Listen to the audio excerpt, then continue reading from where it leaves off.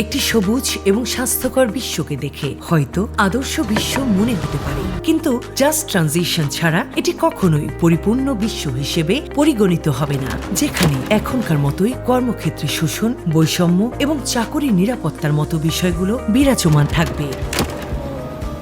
সুতরাং ট্রেড ইউনিয়নগুলোকেই বের করা উচিত কারা এবং কিভাবে এই পরিবর্তনের ফলে অত্যাধিক ক্ষতিগ্রস্ত হবে।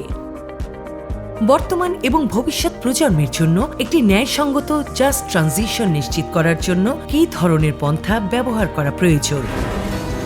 আমাদের কাছে ইতিমধ্যে যেসব পন্থা রয়েছে সেগুলো থেকে কি ব্যবহার করা যাবে তাও নির্ধারণ করা প্রয়োজন।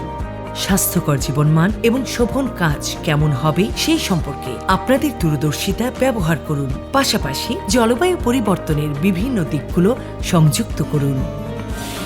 বিভিন্ন সামাজিক সংলাপে সক্রিয় অংশগ্রহণ করে মতামত প্রদান করে নিজের অবস্থান তৈরি করুন এবং একই সাথে সরকারের জলবায়ু সংক্রান্ত পরিকল্পনায় যুক্ত হন।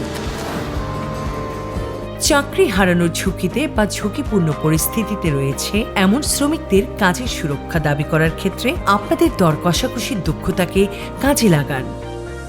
নিয়োগকর্তাদের সাথে যৌথ দর কষাকষির মাধ্যমে একটি ভারসাম্যপূর্ণ জাস্ট ট্রানজিশন পরিকল্পনা নিশ্চিত করুন। আসুন জলবায়ু পরিবর্তনের জটিলতা মোকাবেলায় বা আমাদের অবস্থানকে আরও শক্তিশালী করতে অন্যান্য সংগঠনের সাথে একযোগে কাজ করি।